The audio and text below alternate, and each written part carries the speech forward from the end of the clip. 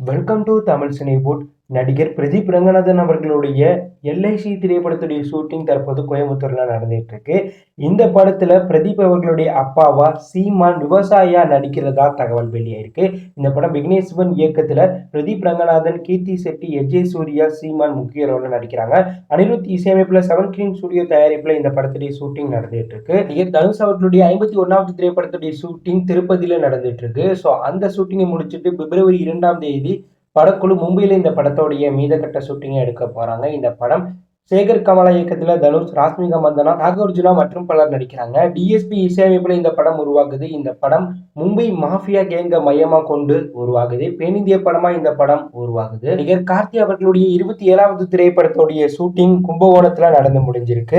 இந்த படம் 96 திரைப்படத்தை இயக்குன பிரேம்குமார் இயக்கத்துல கார்த்தி ஹீரோவா நடிக்கிறாங்க. இந்த படத்துல கார்த்திக்கு பேரா சுத்தி காந்தே நடிச்சிட்டு இருக்காங்க. தற்போது இந்த படத்துல 2வது ஹீரோனியா ஸ்ரீதிவ்யாவும் நடிச்சிட்டு இருக்கிறதா தகவல் வெளியாயிருக்கு.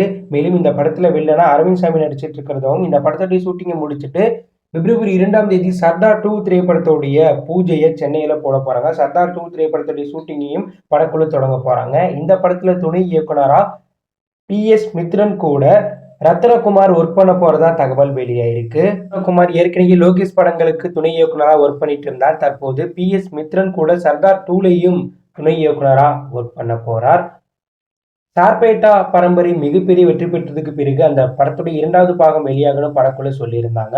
தற்போது ஆர்யா அந்த படத்துடைய 2வது பாகத்தோடைய ஒர்க்க தொடங்கியிருக்கார். அதாவது ஆர்யா அவர்கள் தனது சோசியல் மீடியா பேஜ்ல சார்பேட்டா 2 பரம்பரை படத்துக்காக தயாராகிற வகையில பாசிங் கத்துக்கிட்டு இருக்கிற வீடியோவை வெளியிட்டிருக்கார். மேலும் படத்துடைய இயக்குனர் ப ரஞ்சித் தங்கலான் திரைப்படத்தை ரிலீஸ் பண்ணிட்டு சார்பேட்டா 2 திரைப்படத்தை எடுக்க போறதாவும், சார்பேட்டா 2 திரைப்படம் மிகப்பெரிய பொருட்செலவுல பேந்திய படமா உருவாக போறதா தகவல் வெளியாயிருக்கு.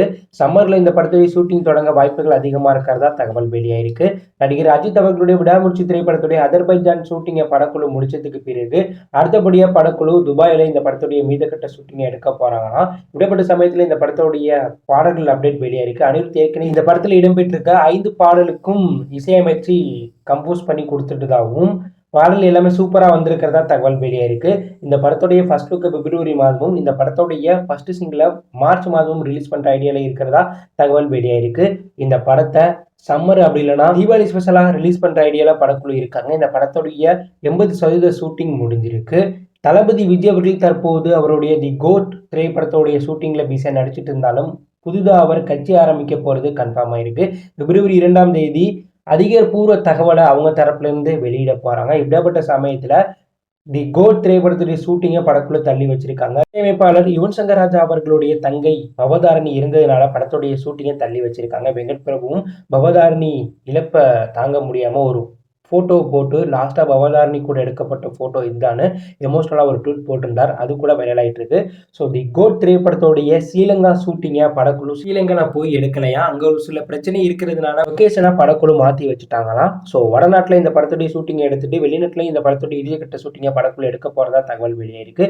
விஜய் அவர்கள் அரசியல்ல களமிறங்கிறதுனால அவருடைய 69வது திரைப்படம் மற்றும் 70வது திரைப்படம் தான் அவருடைய இறுதி திரைப்படமா இருக்குன்னு தகவல் வெளியாயிருக்கு.